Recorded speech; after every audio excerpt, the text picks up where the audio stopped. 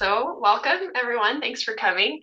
Thank you for joining NestStep's webinar. We truly are thrilled to have you here, whether you're joining us live or watching the replay. I'm Dara Johnson.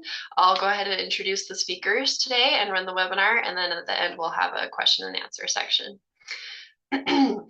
So this webinar is all about exploring real-world solutions to the challenges employers and leaders are facing today. From high turnover and decreased financial well-being to best practices for attracting quality talent, improving employee retention, and driving workforce productivity. We keep things short and powerful, 30 minutes of meaningful insights, and we'll leave space at the end for your questions. So feel free to drop those into the chat as we go. Okay, today's conversation is called Paychecks Don't Cut It, Increasing Employee Retention Through Well-Being. And we're excited to be joined by two thoughtful voices in human resources and this employee well-being space. First, let me introduce Larry Salazar, the co-founder and president of NestSteps. Larry is a housing and financial well-being advocate and father of five, with more than 25 years of experience in HR benefits, financial and health technology, cybersecurity, and SaaS solutions. He has led GTMs and global marketing programs and guided startups through growth phases. With his undeviating focus on helping others, NestSteps gives him a vehicle to serve even more. Larry has earned numerous awards in leadership and marketing and holds a bachelor's degree in communications from Brigham Young University. Joining Larry today is Claude Silver. Claude is on a mission to revolutionize leadership, talent, and workplace culture. She is the world's first Chief Heart Officer at VaynerX and partners with CEO Gary Vaynerchuk to drive their success. Silver has earned Campaign US's Female Frontier Award and Adweek's Changing the Game Award, and she electrifies audiences at national and international conferences and at organizations including Meta, Google, US government agencies, and the US Armed Forces. She has been interviewed on dozens of podcasts and featured in the New York Times, Forbes, and the Wall Street Journal. Her first book, Be Yourself at Work, A Bold Call to Lead with Heart, Show Up as Yourself, and Rewrite the Rules of Professionalism, was published by Harper Business and came out in October 2025. We are so glad to have you here, Claude. Great to be here. Thank you so much. Yeah, thank you. Let me go ahead and stop sharing so we can focus on you two. Okay. We're going to go ahead and start asking these questions and start the discussion. We're, like I said, talking about a matter that affects virtually every company right now, employee retention. So before we jump into solutions, I'd love to unpack the why behind the issue. Robert Half, the world's largest specialized talent solutions and business consulting firm, found that more than a third of employed US workers were planning to look for a new job in the first half of 2026. From your perspective, Claude, what's driving this problem beneath the surface? Yeah, thank you so much. And I mean, it's an enormous question, I think, that we're all trying to solve. A few things. I think one, we are living in a world of uncertainty right now, and whether or not it's in the US, changes in the administration, the onslaught of AI, certainly that we're hearing about every second of every day. Obviously, in the world, there's wars, there's all kinds of things that go on. So there's a lot of just uncertainty that creates an extra level of fear. What we know is that humans, we long to belong, right? We long to feel like we belong, we can exhale, we're safe here. And we've always felt, oh gosh, am I replaceable? Are they going to replace me? Whether or not it's imposter syndrome or all of a sudden your best friend who you sat next to for 5 years is no longer there. AI is bringing that fear to the mainstream in a massive way. And we don't know the answers yet. We just don't know what's happening there. But we've seen a lot of layoffs happen, certainly in my industry, which is advertising and marketing. The other thing, so that I think the one thing there, the uncertainty. I think the other thing that we spoke about before we went live is we've heard for a very long time that people are leaving companies because of poor managers, or they leave because of their managers. And what I was saying to you all before is, like, I don't want to put that all on the manager. I want to put that on the company and the culture, and what have we done to prepare these managers to actually manage. First-time managers, many of them are given the 10 to 15K raise, and then, hey, thanks. Oh yeah, you're now a manager. Peace out.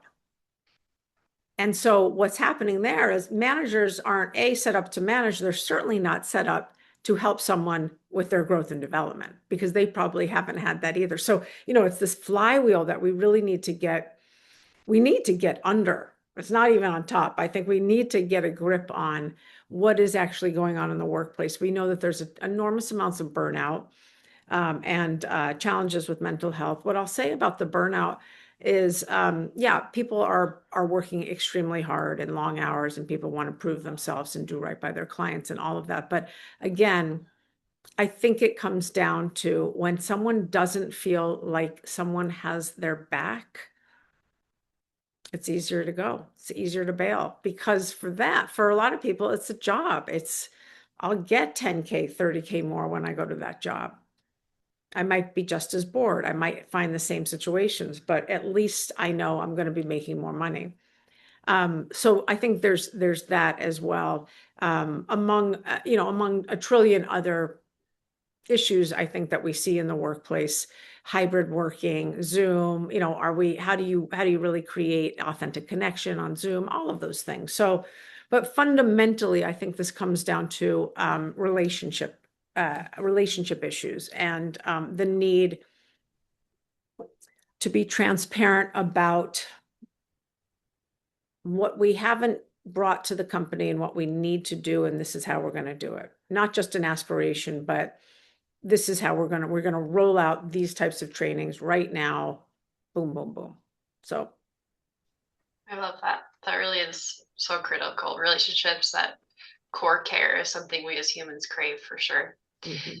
And Larry, let's go to you. From your research, what have you seen that helps us understand the deeper layers behind employee turnover?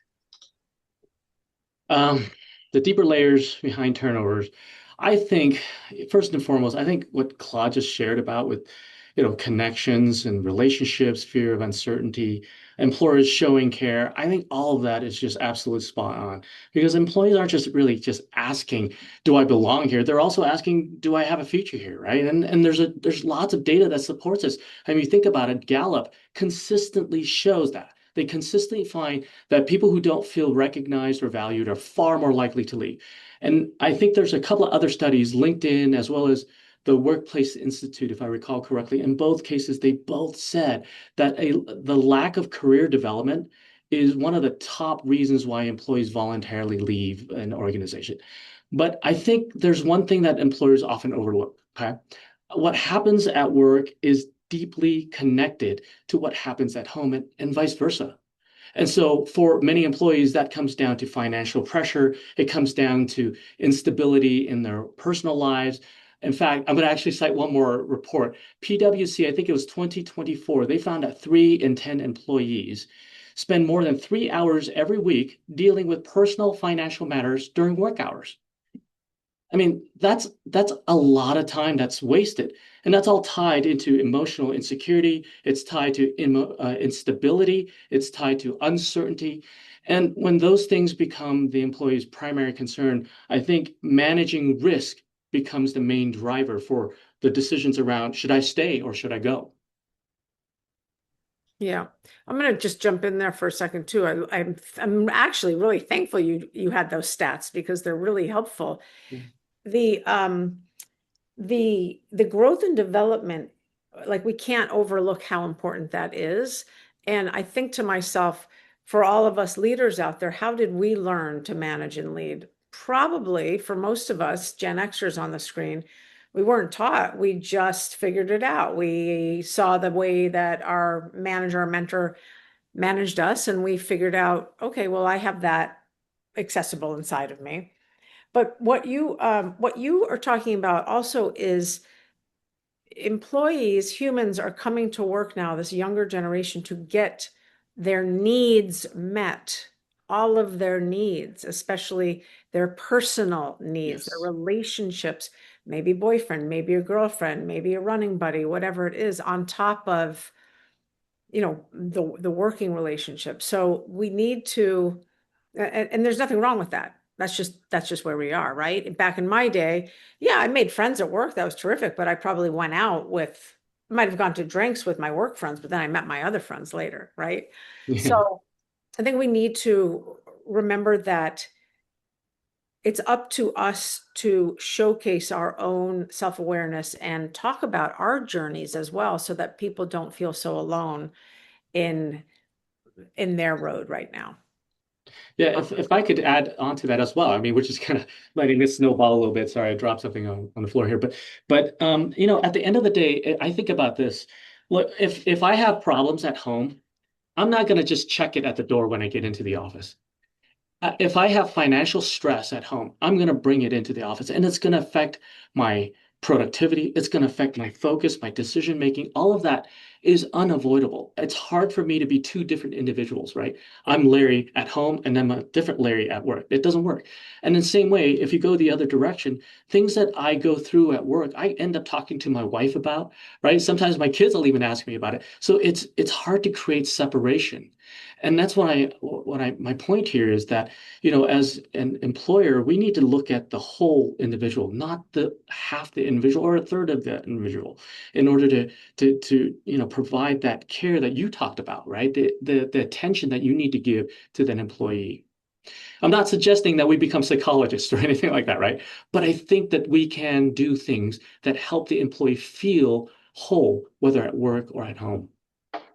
And I think we can do that at scale if we're smart about operationalizing the systems that we put in place, the curriculums that we put in place, the high touch, the accessibility, the availability of leaders to reach out and be available to the floor. Yeah. Yeah, absolutely. I love those insights, and I think we've touched on this a bit, but I want to go a little deeper and talk about why there is this need for change. What are people doing that's not working? So are there well-intentioned practices that might actually be missing the mark? What are we trying that's failing, or even making things worse? Larry, let's go to you. From your experience, what have you seen companies do to attempt to increase employee retention?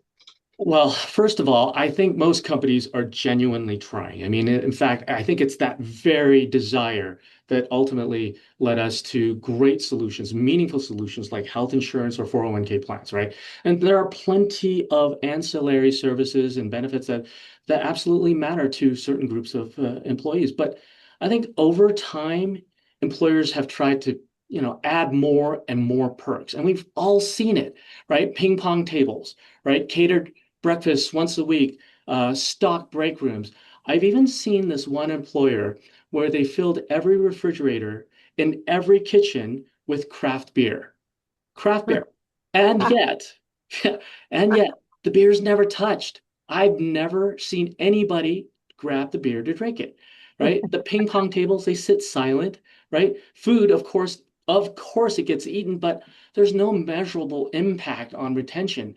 And so the intention is good, but I think sometimes the execution is simply a miss, right?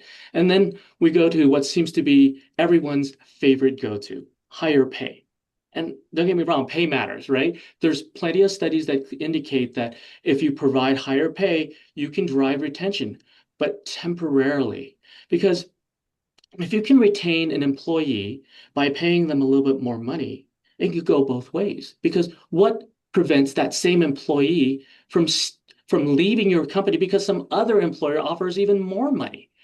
It doesn't hold true only for you. It has to hold true for everyone. So that's not loyalty. That's just a short-term fix. And ultimately, I think retention becomes far more sustainable, far more durable when, you know, benefits reduce risk, when they increase stability, when they help employees actually feel more secure about their future. Yep. I couldn't agree more. I think when the company helps individuals feel more secure about their today and their tomorrow, that is Yeah. essential. Let me, do I matter to you? Right? Yeah. It's beyond, am I safe? Am I valued? Do I matter to you? If I wasn't here, would I be missed? Right? And that's brings up that whole question again, that anxiety of like, am I replaceable and whatnot? But what we do know in the workplace is, well, we know just generally speaking, when we have anxiety and our cortisol levels go way high, sky high, your performance tanks. It's very difficult. You may think you're in flow. You may love that adrenaline, and maybe some of it is adrenaline, but I would also think some of it is anxiety as well.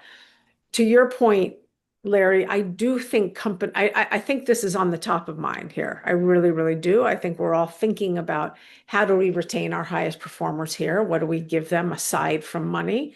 Um, and internally, all of the things that we talked about in terms of managers too, I think we also need to look at what I call this false sense of urgency, because I think that also can create anxiety. Now, I don't think any of us on this screen are heart surgeons. That needs urgency. That is triage. That needs to be handled immediately. I do think clients have extremely important needs and they're trying to get more Cheerios on the shelves or whatever it is. Do I think that there needs to be ASAP in all caps every single email? No. Do I think that causes anxiety? Yeah. How about WhatsApps or text messages after 8 or 9 or 10 o'clock at night? These are things that we know cause anxiety. They cause people to be like, I'm not, what do I have to stay up all night? I open up my Slack or I open up whatever at 7:30 and I see 139 messages. I missed out. Oh gosh. These are things that absolutely have to be addressed. They can't, I don't think we can afford to sweep these things under the carpet. And by the way, it's societal. It's not Yeah. just this company or that company, it's societal. But all hands are not going to cut it. Ping pong tables, craft beer. Culture is built in these micro moments, walking down the hallway, high-fiving. Hey, I saw on Instagram you got a puppy. Can I see a picture? I loved all, whatever, you got engaged. Culture is created in the micro moments. And so we need to be thinking about intentionally, either if we organically can't come up with those micro moments, how do we intentionally come up with those moments where people can feel like, oh, that person knew my name. That's really cool. Or they looked at whatever on social. That is going to go a very long way, especially as the fear continues to be here. We're not going to be able to eradicate it, unfortunately, right now. Can I add something to what you just said about anxiety? I love that point because I'm thinking back to when I was a TV news reporter. Okay, so I spent 6 years as a TV news reporter, and during that time, I remember one instance where I was trying to avoid going into work on my day off to pick something up that I left in the office. And I remember my wife said to me, "Larry, don't go in. Don't go in." She says because they'll put you on TV immediately. And so I said, "Okay." I threw on my bathrobe. I was still in my flip-flops. And I really wasn't dressed for anything other than to go pick up my stuff, and that's it. I walked in, and sure enough, about half an hour later, I was live on television doing a report on a fire. And I was in my robe at that moment. So they cropped me for this at this point. But the anxiety was so real. I didn't want to be in there. And it led me to, or at least in part, led me to deciding this is not for me. I didn't just leave the job, I left the entire industry altogether. The anxiety was just too great. And I think to your point, nobody wants to get an email at 9 o'clock at night saying, "Hey, we need to get something done right away." That anxiety leads to a sense of too much urgency. And I think it just wears and tears on you. Yeah. Yeah. We keep on building on each other, but that's the great thing about conversation. And let me make sure my brain just retained what I wanted it to retain. Oh no, don't leave, don't leave, don't leave. Around emotional fluency is what I was going to talk about, which I forgot the actual main point, but that's what happens at this age with your memory. That's another conversation entirely, but emotional intelligence, we know, is the awareness of how I'm feeling. So you need to spend some time figuring out how am I feeling. That person interrupted me 3 times in this meeting. I'm feeling frustrated. I now have a choice of how I'm going to act. Am I going to charge at them in a meeting? Some people might. Am I going to shrink? Probably. Whatever I do, I have the ability to choose if I take a pause.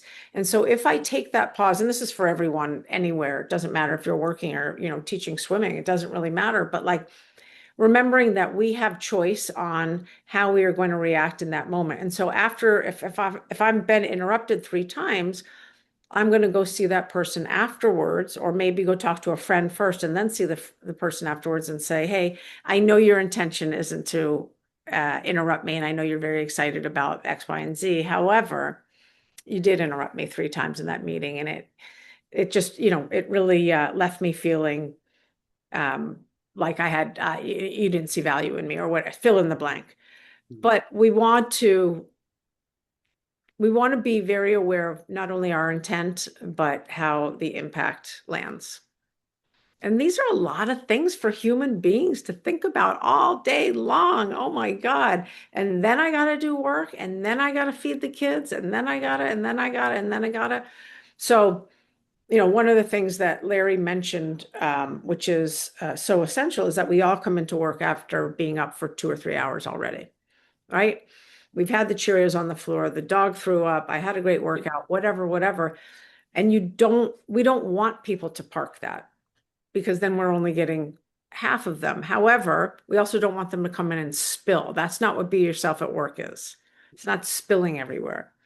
It's dipping your foot in the toe and dipping your toe in the water and being able to say to someone, God, I had an atrocious commute today. It's going to take me a couple hours to you know, that is reasonable. Yeah. Right? Oh my gosh, what a morning I had with that, blah, blah, blah.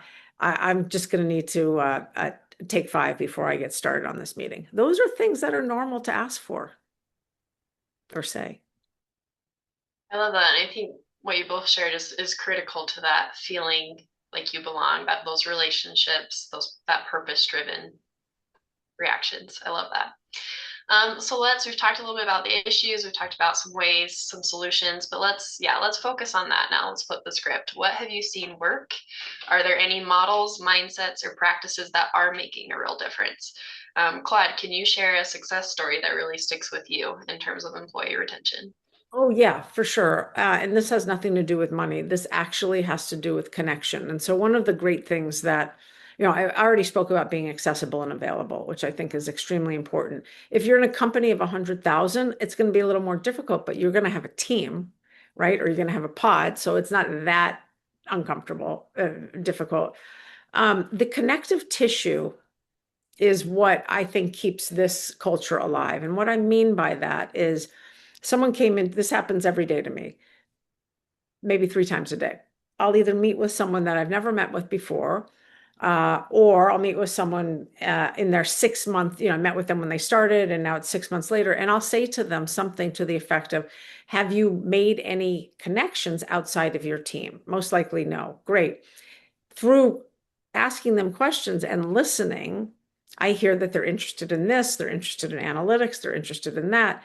And then what I will say is, hey, I'm going to introduce you to 3 or 4 people on email. I'm going to say, hey, meet my new friend Larry. He's on the media team. He loves surfing. So do you. Can you find 15 minutes in the next month to have a coffee or virtual coffee with him? So Larry just met 3 friends. These are people that I consider culture champions. They are doing the work of making sure that people are also touched. They have a very similar DNA that myself and Gary have. They have a heart to help. They are willing to go the extra mile to sit with someone who's having a bad day, or to just share, like, this is why I'm still here after 12 years. This is why I'm here after 5 years. Those types of things. So finding culture champions. I have a list of 35 that I use across the globe that I can Slack at any moment, as long as their offices are open, and say, hey, I heard Leslie's going through a hard time. Her dog is in the hospital. Can you find her later on and go take her for a coffee? Right? That helps right there. And that is human connection. The other thing is listening. I listen to people all day, communicate with them. I'm just looking for patterns, which equal data. And so then if I am talking to 3 people in one week that are all interested in AI, I'm going to connect them to the people that are on the front edge of AI here, who they would never come across ever. And so I want to socialize people. I want to build that connective tissue because that's also a great way, I think, to retain people. Hey, listen, I'm going to get you seen. I'm going to get you seen, and it costs nothing, just like kindness. I love that. It's remembering that business is human, made of Yes. humans. I love it. Larry, let's go to you. Where have you seen retention increased in an accessible way? Well, here's what I've seen. I think retention are most effective when employers are actually able to influence real life decisions and not just workplace experience, right? Health insurance, retirement plans, they have profound impact on life. But I think there's another thought, and this is going to be from my perspective because of the things that we do specifically here at Nest Steps. There are a couple of documented case studies from the early 1990s, and these are where two separate employers were both offering grants and forgivable loans toward down payment of a home. And in both cases, the turnovers for those participants of the program were roughly half that of those who are not participating. And just think about the significance of that impact. I mean, that's more than 50%. That's huge. More than 50% in reduction in turnovers. Now, why does it work? Well, for one, I think housing is typically the largest household expense. I mean, it accounts for roughly 1/3 of our household spending. And so when an employer provides housing assistance, it has the potential to lighten the worker's financial burden, and it allows that employee to focus more effectively at work. This goes back to what I was saying earlier. If you're experiencing, financial stress at home, you'll bring that to work with you. And so that's an important reason why I think that works. But I think there's also a second reason, and this is a little bit more on a psychological realm of things. Housing is much more than a commodity if you think about it, right? Think about Maslow's hierarchy of needs. And I'm sure most people have heard of it, but for those who don't know it, it's a pyramid diagram that explains human motivation in a nutshell. And at the bottom of that pyramid, you see things that we need, right? Food, shelter, physical safety, and so forth. That's all foundational stuff. But as you go up that pyramid, you start to see things like belonging, achievement, identity. And home ownership aligns very well across the entire pyramid. And so that spans the entire spectrum of human motivation. And I think that's why home ownership is so powerful. And if the employer has a hand in that, I think it creates anchoring to the employer itself. And that's what I'm, pointing out specifically with those case studies that I mentioned a little bit earlier. It's that hand in helping the employee to achieve something that's very worthwhile, that's something that's part of the American dream, you could argue, and that has helped them to build that connection between the employer and an employee. Love that. Thank you. Yeah, that's really important. We just have a couple more minutes here, so I want to wrap up. But before we move to the Q&A, let's get some tangible takeaways. Larry, we'll start with you, and then we'll go to Claude. Just real quick, for an HR executive who's listening and wants to influence employee retention practices, what's the first step they can take? The first step forward, I think, is actually to take a step back. And what I mean by that is stop jumping to, I'll pay them more. I hear that from a lot of people, a lot of employers. Well, all I have to do is pay them more and I'll drive greater retention. That may be part of the solution, but by itself, it's a short-term fix. And frankly, you condition that workplace environment to where other employers can steal your talent with just a few dollars more. So it's just not sustainable. So step back, look at what really matters to employees, right? Try to understand why they're actually leaving. Or more frankly, don't just ask why they're leaving. Honestly, most people aren't going to tell you the full truth anyway. They're afraid of confrontation. They don't want to create tension and so forth, right? So instead, ask why they are actually choosing to go with this other employer.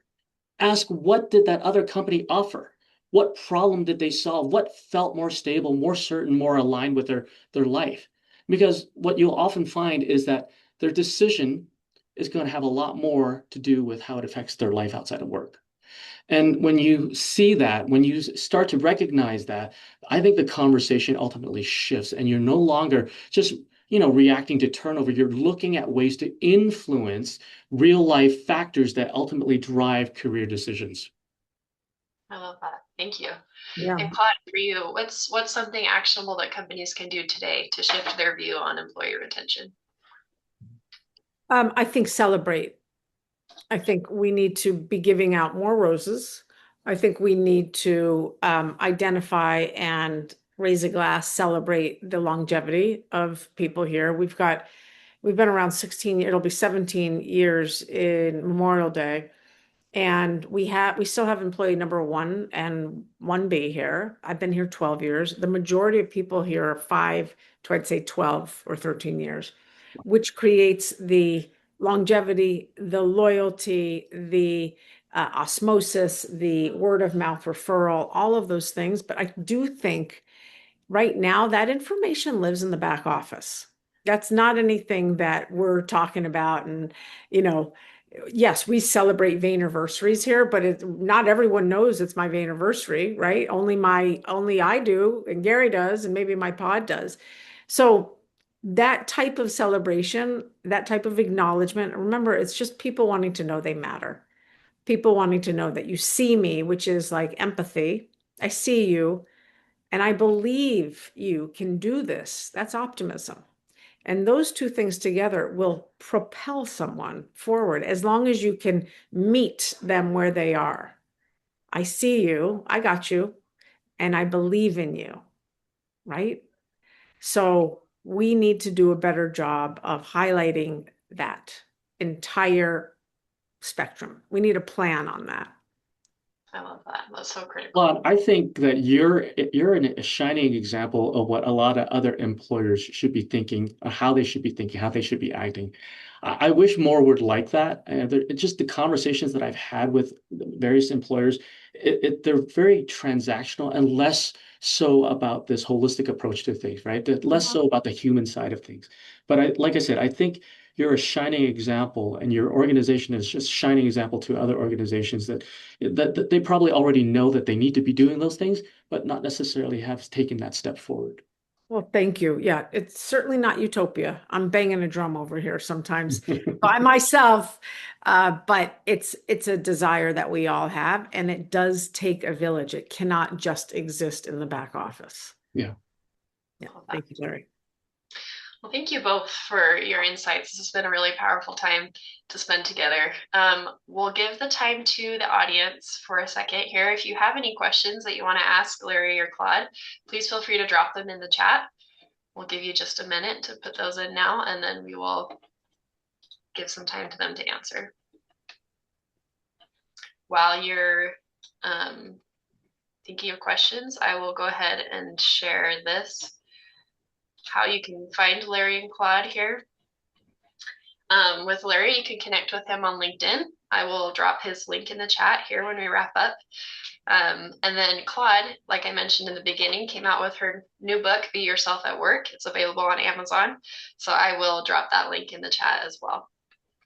We really appreciate both of you being here, and I know our audience would love to get to know you better. Thank you. Yeah, thank you. Hey, so we've got one question in the chat here. How do you get company leadership on board with changes to benefits or culture? Clyde, do you want to take that one? Yeah. I'm going to actually use an example from years ago, I would say maybe 15 years ago. So I still think it's relevant. And the reason I'm using that example is because I work for one individual, an independent company. And so, and it's very different. I have a lot of autonomy to do things. But there was a time that I worked overseas and, I've always been one of those unofficial mentors and, just believe in people. And like, I really enjoy teamwork quite a bit. And it was very apparent to me that there was just malaise and depression uh, just around not only my team, other teams. And so I got people together and myself and another person, we got together and we decided to do a potluck reading club. Like I guess, yeah, book club, potluck book club. And it was once a week on a Wednesday night.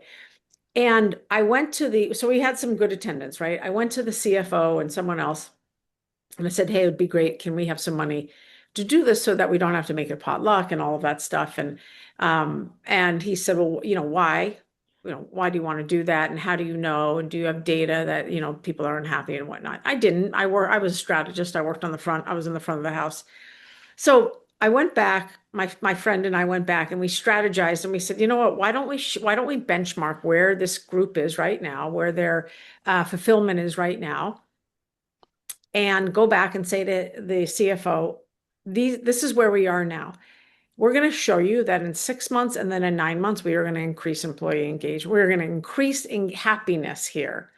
We did by 30%, and he ended up giving us $7,000.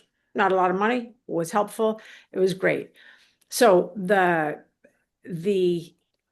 name of that game is data really, really helps when you're talking to boards, CFOs, publicly traded companies, really showing them the benchmark and then showing them growth, or just showing them where the data is right now in your pulse surveys or your, whatever your engagement surveys.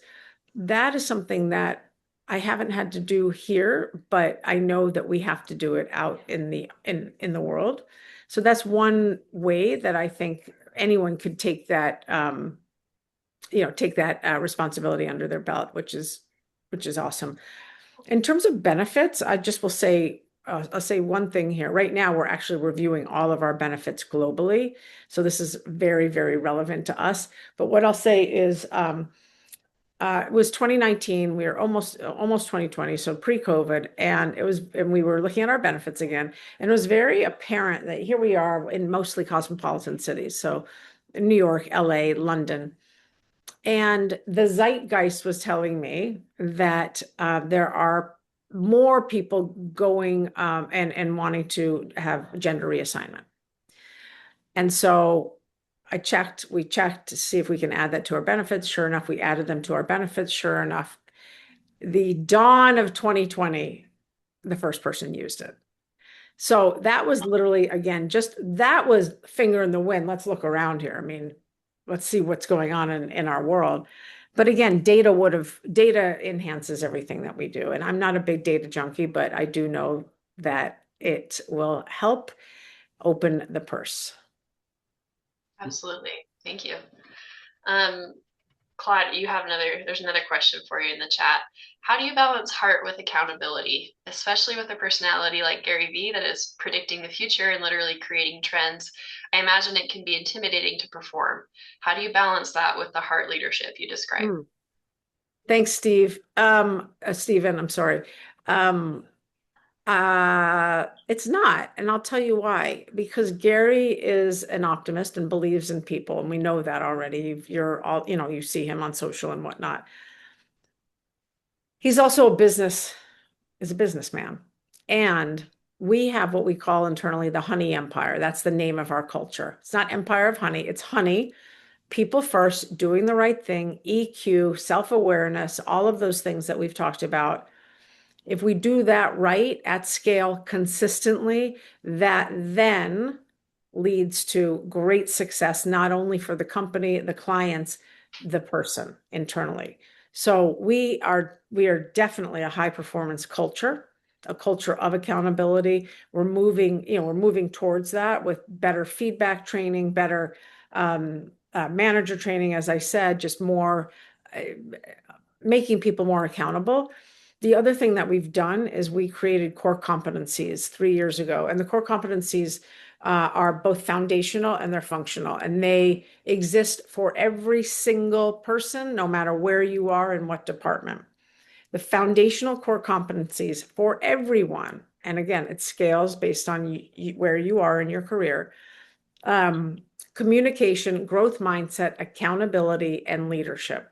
And so in those core competencies, when you're meeting with your manager, when you're meeting with people in experience, you are walking through where you are based on a grid with accountability. And this isn't just one person's opinion. We do a lot of talent. We do talent planning around that. So I don't think, I can honestly tell you with my hand on my heart, in these last 5 years, we actually have leaders in-house that are adults and that are accountable human beings, so that we call it people in experience. So myself, we don't have to act as managers all day. We don't have to act as therapists.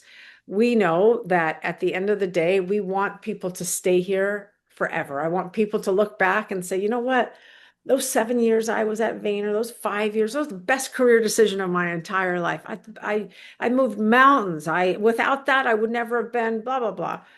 And so we double and triple down on being very high touch about that. That's why you have a role like mine that really sets the emotional framework, but not only sets it, is in it. My hands are on keyboards. I'm talking to people all day. And again, looking at those culture champions, looking at the leadership.